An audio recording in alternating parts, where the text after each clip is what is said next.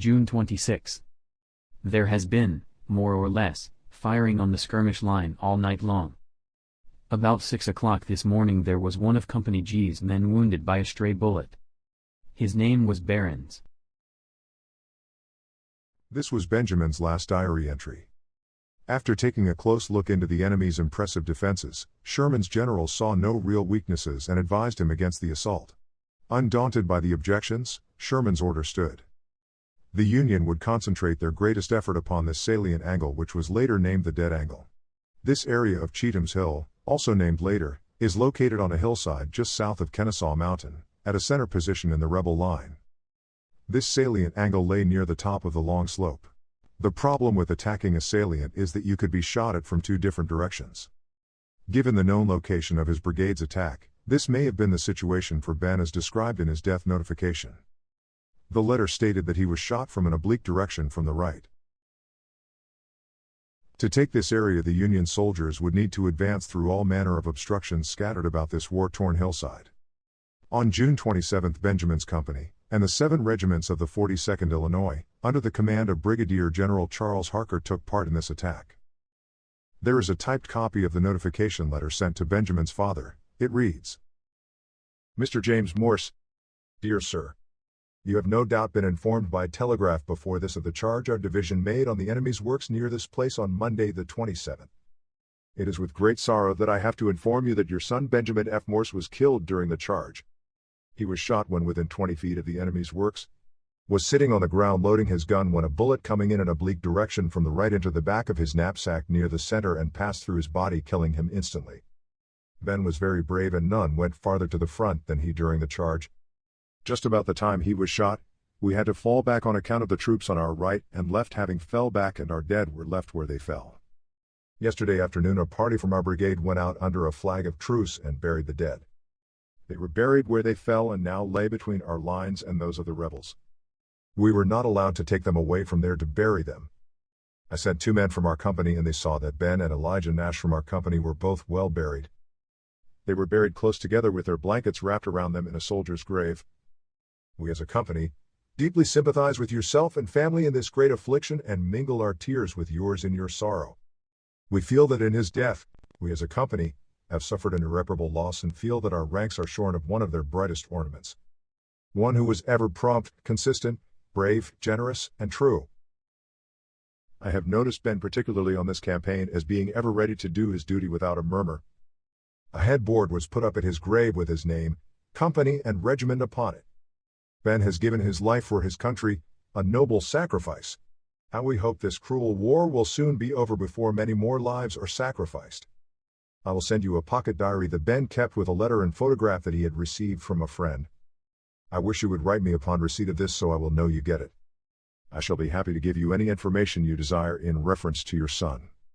Respectfully yours, Sergeant J. S. Hedges, Company I, 42nd Illinois Volunteers, 3rd Brigade, 2nd Division, 4th Army Corps, Chattanooga, Tennessee. Since there is no diary entry for the 27th, I thought it would be interesting to take the information we have about Ben's last day and create a final diary entry for him, posthumously.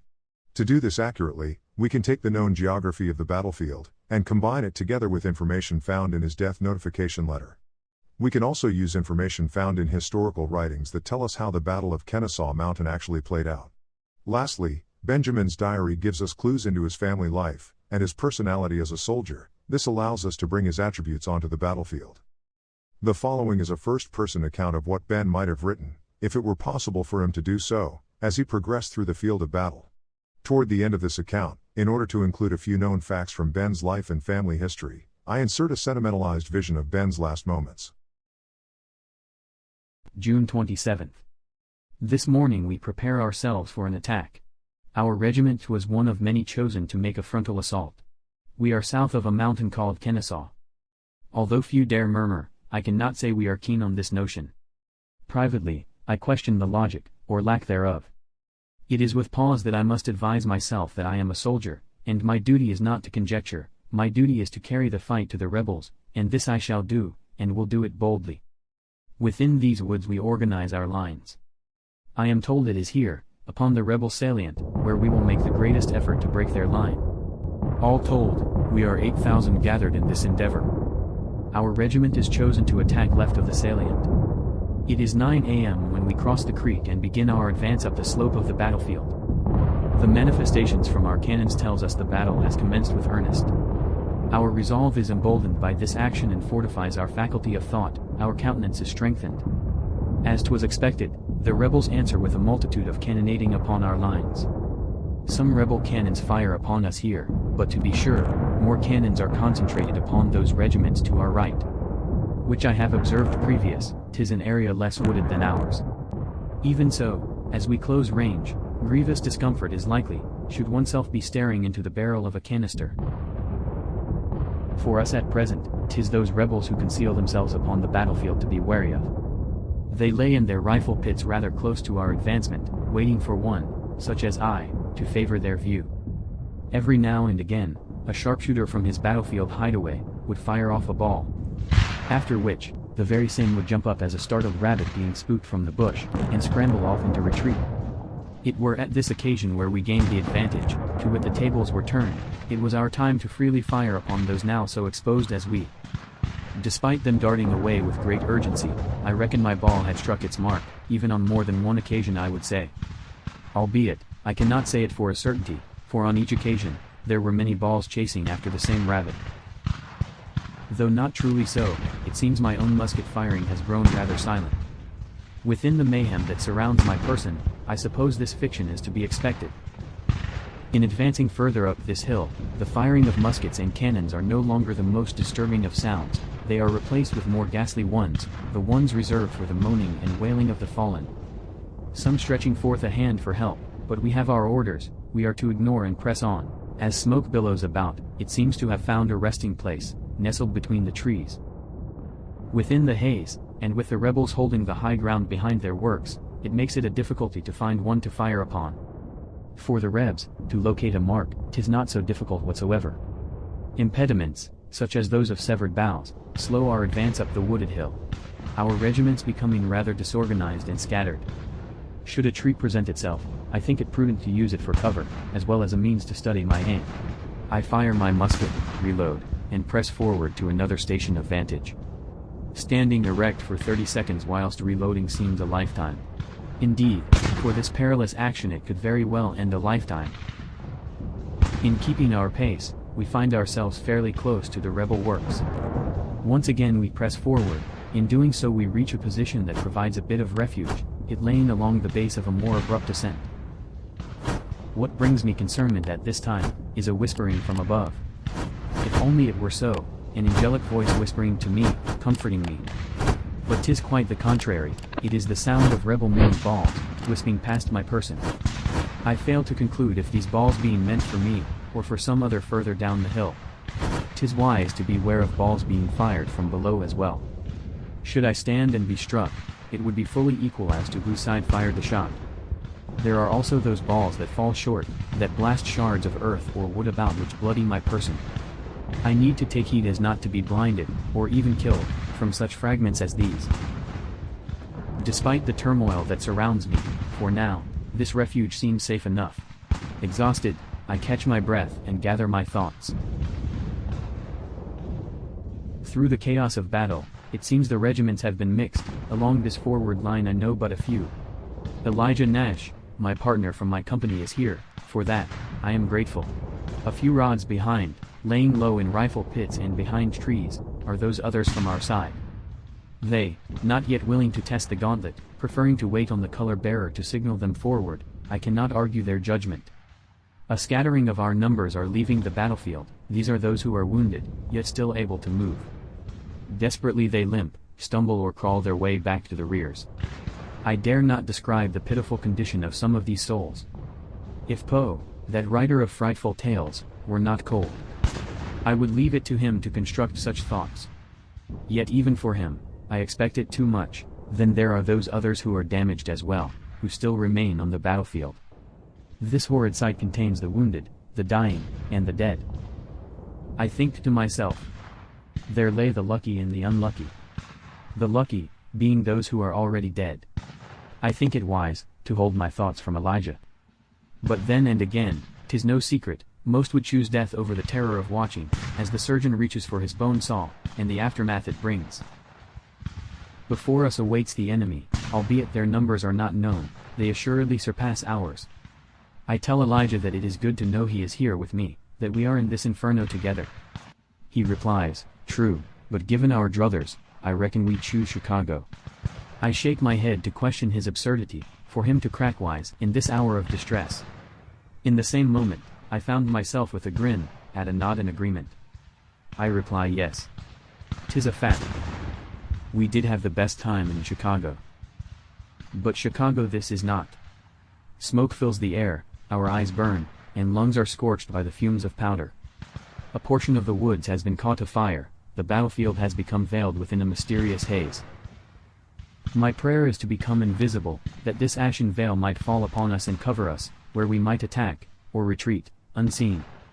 20 of us, all tucked along our secret stronghold, perhaps 4 rods from the rebel works. Our Springfields trained above us should any rebel reveal himself over the rise. We, with those who remain to our rears, hold our advance. We wait on the color bearer to give the signal, but there is none of rank, who is still alive, to command him to do so. Through fear of bearing the burden of the result, none of us here are willing to shout a command. Far below our forward line, we take notice of a ghostly silhouette as it ascends toward us. Out of the fog, the apparition slowly reveals itself. It is a white horse, upon which is saddled a rider. In a short space of time, I discern that it be our general.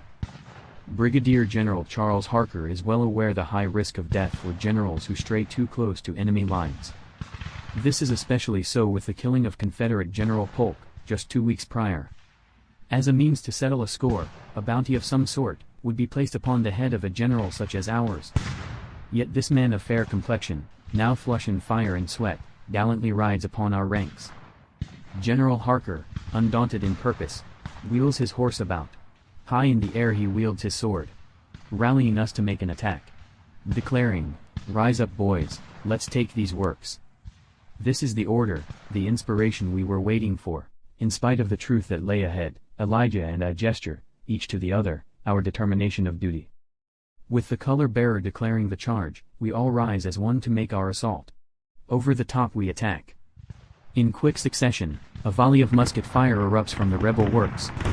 In but a moment, most of our numbers are vanquished, thusly stalling the attack. I run a number of steps further, firing off a ball, then conceal myself behind an abattis of piked branches which are intermingled around a stump. I scramble to reload from a low position, then I hunker down. Looking to my left I find my good friend Elijah. He is dead. I turn my attention to my right and witness General Harker as he is shot from his horse. His wounds look severe. I fear he will pass as well. To the afore I feel rather concealed, it is to my right, should I draw attention from the salient angle, that gives me concern. Slowly, as a means to protect and mask my person, I shift my haversack to my right side. An idea born of desperate thought to be sure. Though I prepare myself, the idea to advance further seems futile, as there are so few of us, if any whatsoever, to do it. With the falling of our general, those who are able to fall back will assuredly do so. The pace of rebel fire slows to a remnant of what it once was. I am left to assume that this is due to the lack of soldiers to fire upon. The rebel works are so close that if I chose to converse with them, I certainly could, and would do so as if we were seated around the same campfire. My abattis wall, though far from adequate, must suffice my needs. I shall linger here in secret a tad longer. I make notice of distant musket fire coming from below and toward the rebel works. This action could be favorable to my health, as it will keep the rebels from straying out of their fortifications. Just as well for the rebels, to stay put, I would think. For I have one ball and my bayonet at the ready, and would certainly use, if discovered.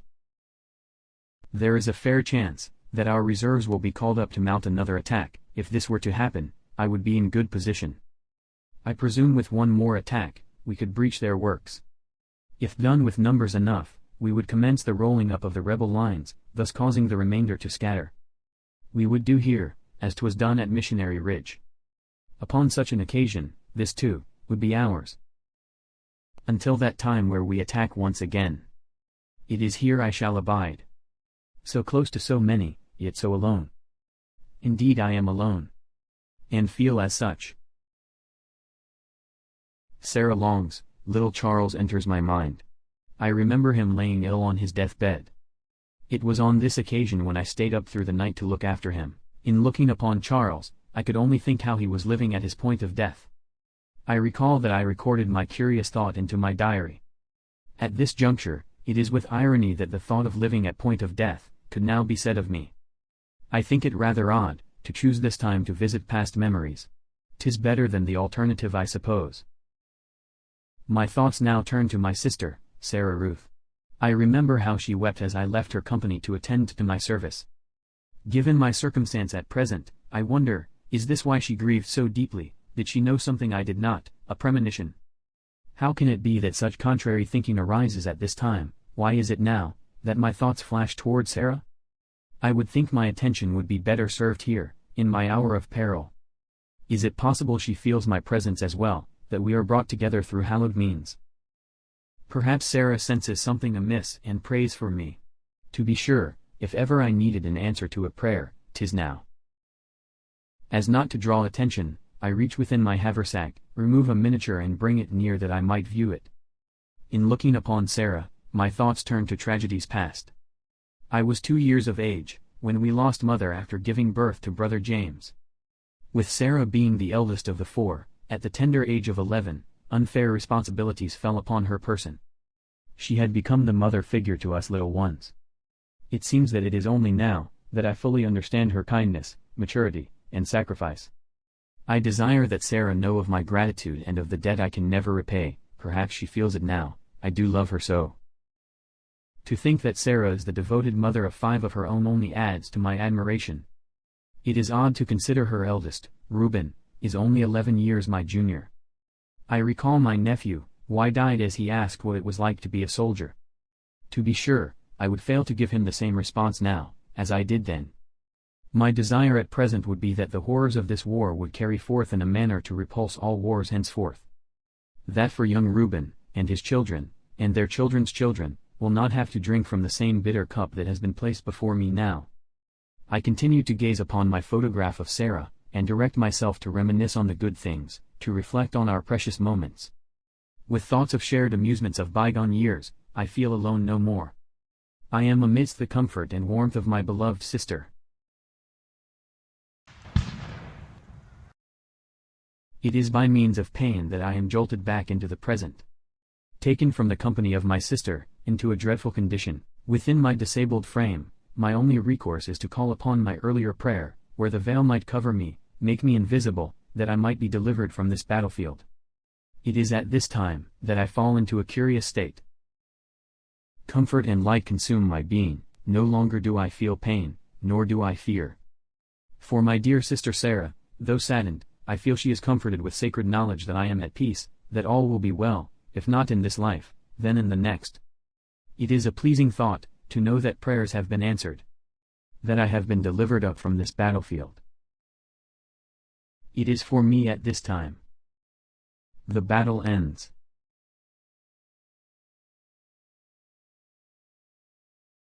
Benjamin Franklin Morse died June 27, 1864. In writing the script for Ben's last moments, I drew upon facts taken from his letters and diary entries. These writings that Ben made were written prior to the Atlanta campaign and were not covered in this video. With this information, combined with our known family history, I created a fact-based, but sentimentalized vision of Ben's last moments of life on Earth. As for the battle at Kennesaw, my simplistic animation only shows a small portion of the attack upon the salient. In reality, there were many times more soldiers than what I displayed. These soldiers were attacking the salient from all sides. For Sherman, he never should have ordered this frontal assault, which was up a long slope into well-fortified positions. It was far too risky and turned out to be far too costly. Within a week, because he was being outflanked, Johnston was forced to give up his fortifications at Kennesaw and fall back, ever closer to Atlanta.